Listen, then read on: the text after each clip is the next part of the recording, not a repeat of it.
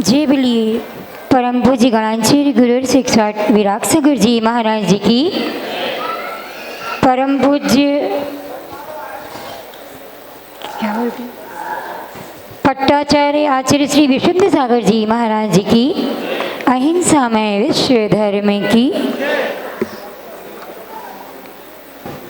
पूज्य गणाचार्य गुरुदेव ने हम सभी को एक महाकाव्य दिया जिसका नाम है जल बिंदु महाकाव्य। एक जल की बिंदु पर उन्होंने 1300 कविताएं लिख दी। हम एक शब्द भी नहीं बोल पाएंगे उस जल की बूंद पर। पूज्य गुरुदेव ने उन कविताओं में खंड 2 में जो जीवन खंड है उसके अध्याय 17 जिसका खंड का नाम है भगवान मूर्ति।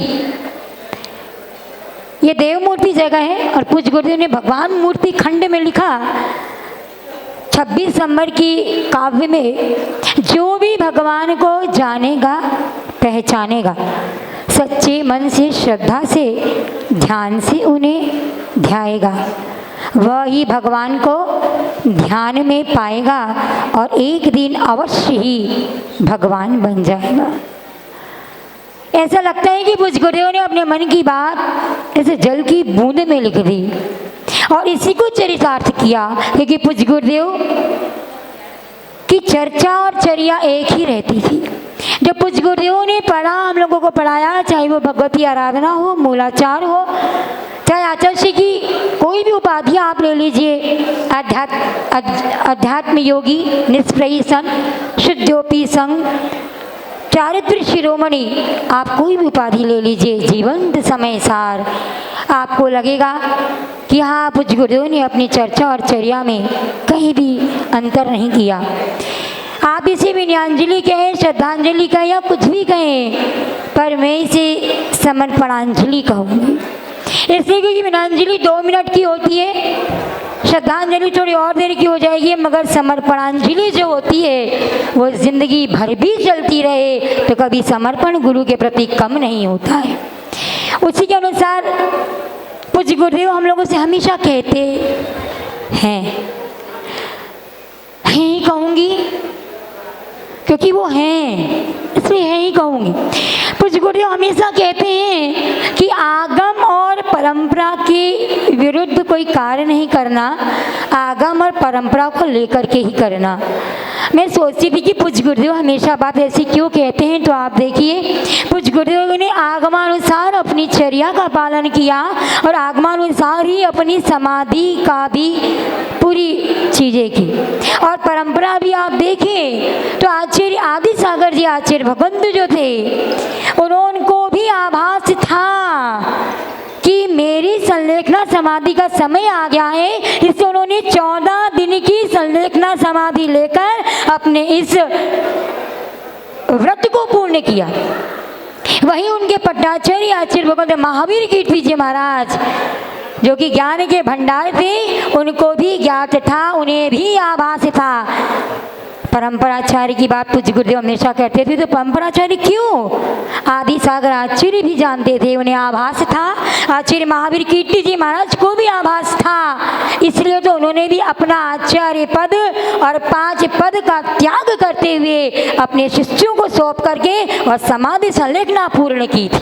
वहीं आचार्य विमल सागर जी महाराज जिनको आप सभी जानते होंगे, शिखर जी में उन्होंने सुबह ही कह दिया कि आज शाम के 4 बजे सूरज अस्त हो जाएगा। वो निमित्त ज्ञानी थे, वह भी जानते थे।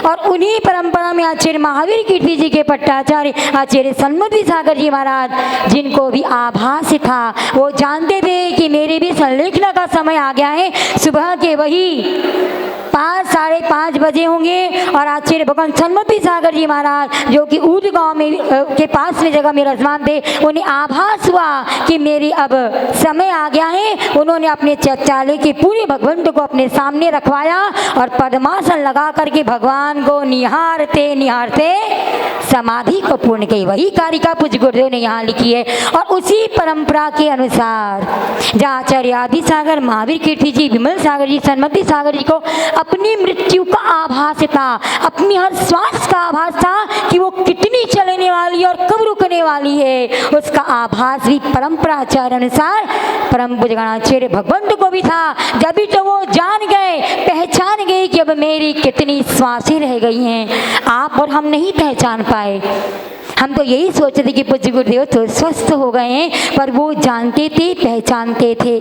मैं अपने आप को पुण्यशाली कहूँगी कि मुझे पूज्य गुरुदेव का समाधि के समय में उनके पास थी। क्या पुण्य था, मैं आपको पहले भी बताई कि 5 बार मेरा विहार टलता गया और यहाँ करके भी टला। मैं कहती हूँ मेरा सौभाग्य था कि मुझे पूज्य गुरुदेव की सेवा का कुछ अवसर मिला। और मैं पल पल की बात यदि आपको बताऊँ तो समय बहुत हो जाएगा, अपनी चर्या का आवश्यक क्रियाओं को उनको ध्यान था। जब उस दिन 3 तारीख की दोपहर में हम गए, 2:30 बज रही थी, पूज्य गुरुदेव ने पूछा क्या प्रतिक्रमण का समय हो गया है? मैंने कहा जैसे 2:30 बजे हैं। महाराज जी थे विवर्धन सागर जी, तो आचार्य ने बोला स्वाध्याय प्रतिष्ठापन कर लेते। इतनी तबीयत खराब में भी जहाँ उनको अपनी चर्या आवश्यक क्रियाओं का प्रतिक्रमण का समय हो गया है, समय का समय हो गया, ध्यान है, आप बहुत से सुन चुके हो। मैं यही कहूँगी कि उनके आवश्यक का अपना ध्यान था। ऐसे पूज्य गुरुदेव परंपरानुसार आभास था कि मेरी अब आयु क्षीण होने वाली है, इसलिए सभी चीज़ों को बता करके वे अपने इस लक्ष्य को पूरा करते हुए चले गए।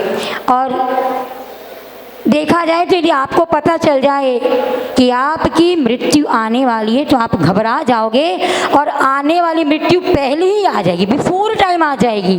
और जिसको पता हो कि मृत्यु आने वाली है और वो अपना सब कुछ त्याग करके, बड़ी प्रसन्नतापूर्वक सब कुछ त्याग करके और क्षमा करके चले जाए, ये बहुत बड़ी बात होती है। इसलिए 7 भयों में एक मृत्यु भय होता है जो सबसे खतरनाक होता है। पूज्य गुरुदेव ने उसको भी जीता। और आपको मैं एक बात बताऊं कि पूज्य गुरुदेव यहाँ क्यों समाधि करें, मैं सोच रही थी। इस जगह का नाम आपके ये जो है देव मूर्ति कहो।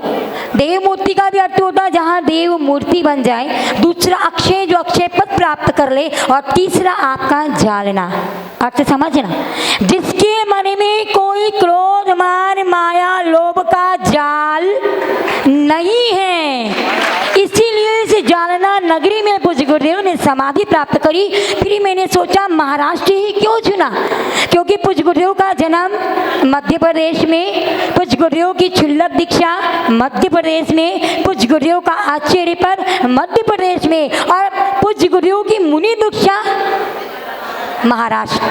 पूज्य गुरुदेव ने सोचा बैलेंस नहीं बन रहा है, इसलिए समाधि महाराष्ट्र। छोटे मोटी चीज नहीं ढूंढी, छोटी मोटी चीज नहीं, एमपी भी छोटा, गुजरात भी छोटा, हर कुछ छोटा है, राष्ट्र नहीं, राष्ट्र नहीं। पूज्य गुरुदेव ने महाराष्ट्र की उस महान भूमि में अपने उस देह का अवसान किया, अर्थात देह को छोड़ करके अपनी आत्मा को परमात्मा बनाने का अभ्यास किया। मैं तो यही बोलूँगी कि हे पूज्य गुरुदेव, आप उस पथरिया के हीरा थे, और आपको आचार्य विमल सागर, सन्मति सागर जी महाराज ने कोहिनूर का हीरा बना दिया, और आपने राष्ट्र को छोड़कर इस महाराष्ट्र को चुना। आपके बारे में बहुत कुछ कह सकते हैं, पर समय उतना ही है। बस इतना ही कहूँगी कि मैंने समर्पणांजलि दी है। समर्पण कभी कम और ख़त्म नहीं होता, चलते ही चलते चले जाएगा। इसी भावना से कि हे पूज्य गुरुदेव, आपने हमें जो संबल, साहस, शक्ति, सहनशीलता दी है वो हमेशा देते रहना। मुझे जब 106 डिग्री बुखार आया था तो पूज्य गुरुदेव आपने मुझसे कहा था कि विभूश्री चिंता नहीं करना, मैं हूँ ना। अभी बड़ा मलहरा में जब मुझे बहुत प्रॉब्लम हुई, मैं सवेरे 8 से रात के 2 बजे तक दर्द के मारे तड़पती रही, तो पूज्य गुरुदेव ने मेरे लिए शांति धारा पढ़ी। कुछ भी चीज़ होती थी हम पूज्य गुरुदेव को तुरंत खबर देते थे, पूज्य गुरुदेव ऐसा हो गया, आप क्या करेंगे। पूज्य गुरुदेव हमें हर संबल, साहस देते थे। पूज्य गुरुदेव वह संबल, साहस, सहनशीलता, सहिष्णुता आप हमेशा हमारे अंदर देते रहना। आप नहीं हो ये मैं कह नहीं सकती, आप हमारे पास ही हो और सदा हमारे पास रहना। इसी भावना से जय बोलिए शिरोमणि गणाचार्य गुरु 6 विराग सागर जी महाराज जी की। परम पूज्य आचार्य श्री के गृहस्थ आश्रम के बहन जी मीना दीदी को आमंत्रित करता हूँ विनय अंजलि के लिए। उसी तरह से इस परिवार ने समाज को क्या क्या देन दी है ये हम लोग समझ सकते हैं। उसी तरह से विसौम्य सागर जी मुनि महाराज जी भी इस परिवार के ही एक विसौम्य सागर महाराज जी के गृहस्थ आश्रम के माता जी श्री मीना जी विनय अंजलि रखेंगे।